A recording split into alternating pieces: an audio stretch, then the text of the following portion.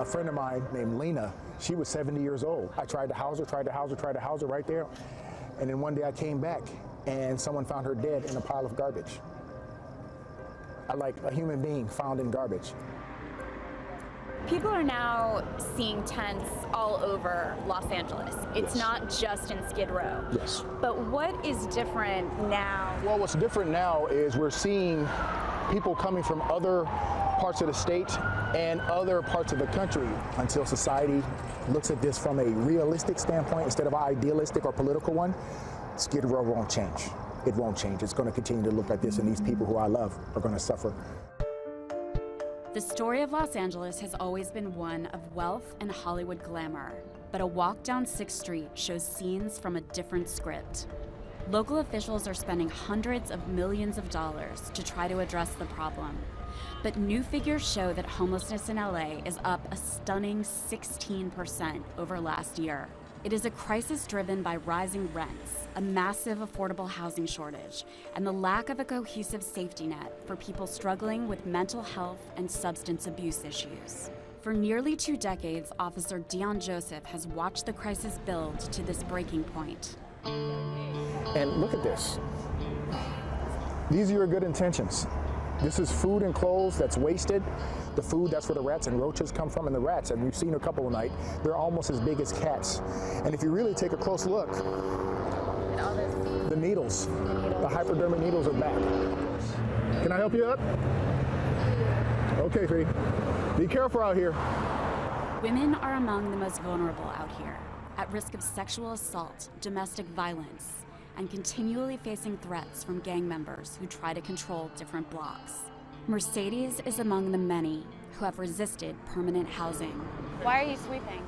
I don't like those rats. I try to sweep to keep the rats from coming to, they'll come looking for food, but if they don't find it, they just keep on going. Yeah. And they always running through the wall in my tent. I've known Mercedes, my God, for about 15 years. We were just simply not paying the appropriate level of attention, not making the investments in the social services and affordable housing. We needed to do a better job. LA County has opened 8 new mental health urgent care centers and a sobering center. The Department of Mental Health has also expanded its outreach. Some of the formerly homeless now have apartments at Mosaic Gardens at Willowbrook. The children who could have ended up on the streets have a playground, after-school programs, and a computer lab. One of the reasons that Mosaic Gardens got off the ground is because the community got behind the project. You know, we're very proud of this. Not in my backyard is only because you have a backyard.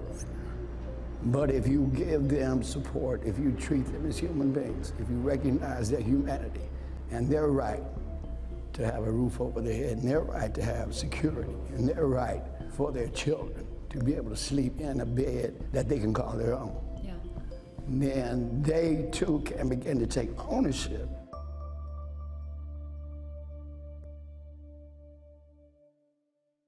I want to get your reaction to today's new CNN reporting that President Trump has privately and repeatedly expressed opposition to the use of foreign intelligence from covert sources overseas, according to multiple senior officials who served under the president.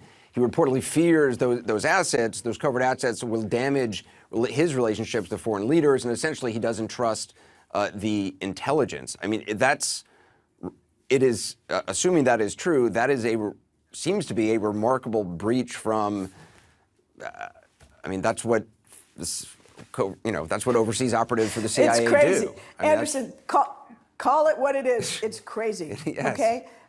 Our adversaries are using espionage, including human intelligence assets, against us every day. For the United States to unilaterally disarm and say, well, we're going to renounce one of the most useful forms of intelligence collection against our most committed adversaries is foolish, to put it mildly.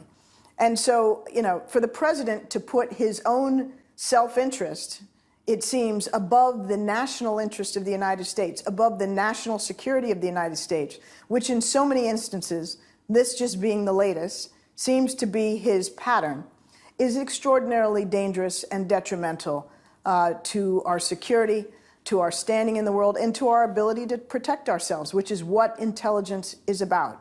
Intelligence is about protecting the American people from our adversaries. In 2018, it was ballot fraud. Dan Bishop was not the candidate. Mark Harris was. Dan Bishop, the replacement candidate, if you will, for the special election. Dan McCready was the Democrat back then. Democrats thought because of the familiarity, maybe they could pull it off, but Don, we're now ready to call this one.